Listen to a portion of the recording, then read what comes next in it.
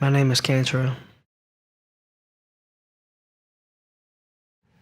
I think the best way I can put it is I can say everything. I can say my music to me is everything because I know I'm here for a greater purpose.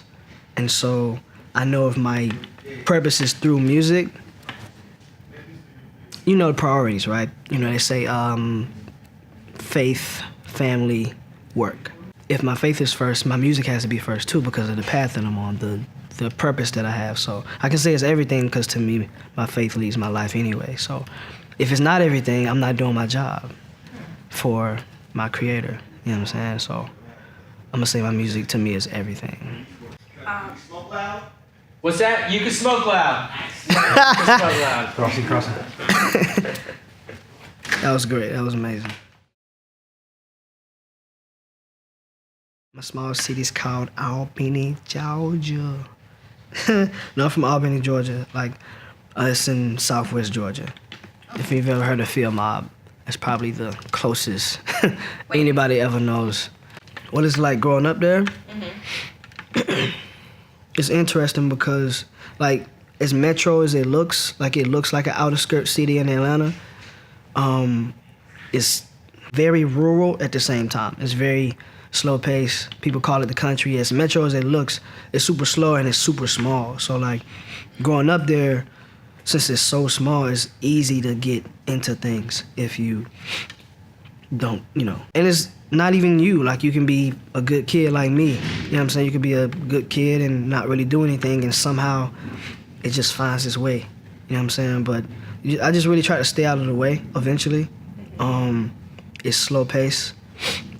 As fast-paced as they want to be, it's pretty slow pace. I feel like even when I was my most impressionable self, I was still always so me at the same time. You know what I'm saying? Like, so trying to be as 100% self as that I possibly could, I started being different by default, I guess. Even when I wasn't, you know what I'm saying? Even when I was trying to be all these other things, in a way I was still doing it my way. And just, I don't know, like I was always driven. I always had a thing I wanted to do, so I was always focused on that, whether it was trying to play sports, music, skating, dancing, whatever it may have been. I was always going for something, so I was always out of the way or trying to be. I was immersed in everything I was doing. Like I wasn't really on what so many other people can be on in that kind of city. During those age brackets and during those time periods. Like I was always doing something else, especially like skating. The skate rink, I probably owe them everything, that place, I should say. It helped me stay out of trouble when I could have got in more trouble growing up. Help other people around me stay out of trouble when they stayed in the rink. It's just, I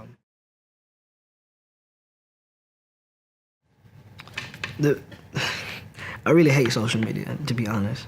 Well, at first I loved it at first because it was so new. Like I said, Albany is slow. It's like we like 5 years behind on everything, you know what I'm saying? So like with people like Chance the Rapper, like they didn't learn about him till after Coloring Book, you know? So it's like he was nowhere on nobody's radar in Albany until then. So you know what I'm saying? So like you can kind of gauge it by how slow we get onto music and fashion and things like that. So we're like 5 years behind on everything. So it was so new to us, it was easy to love. And then just growing, I eventually was like, yeah, this thing it's a double-edged sword. So, but I don't know, I just try to be as creative as possible, naturally, like authentic. You know what I'm saying? Like I'm not reaching for anything, you know what I'm saying? I'm just trying to be me, but that's it. I use it as a creative outlet. Yeah, it's like an extension of me as a creative, I should say, when you think about it. Got it. I don't feel like it changes much. It just depends on where I'm at and how the inspiration strikes me at the time, whatever the case may be. It just changes depending on that, but I could be walking around in this building and write a couple of lyrics down in my head, and whenever I get to my phone, I'll put them down and build on them later, or I may be in a studio lockout and I'm working 16 hours a day trying to figure out, you know, how to put these things together, or I can be moving at my own pace, and I'll write until I'm not inspired to write.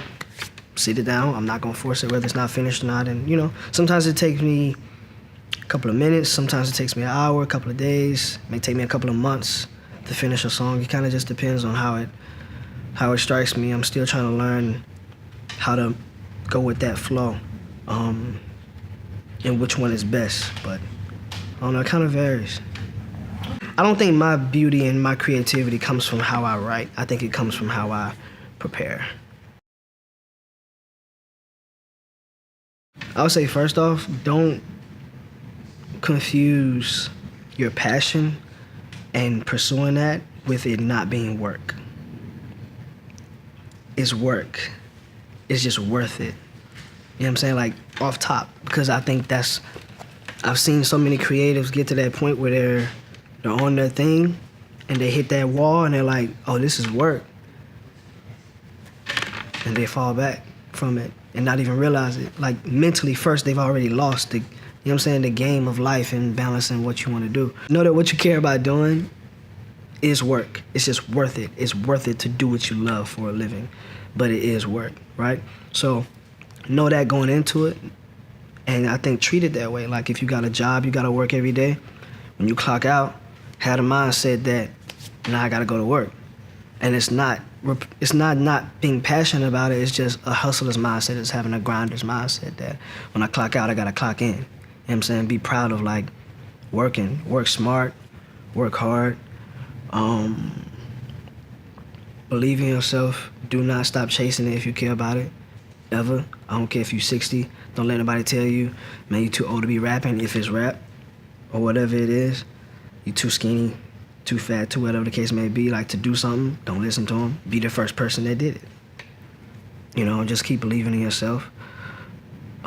Keep believing in whatever faith you believe in, and eventually somebody will want to help you.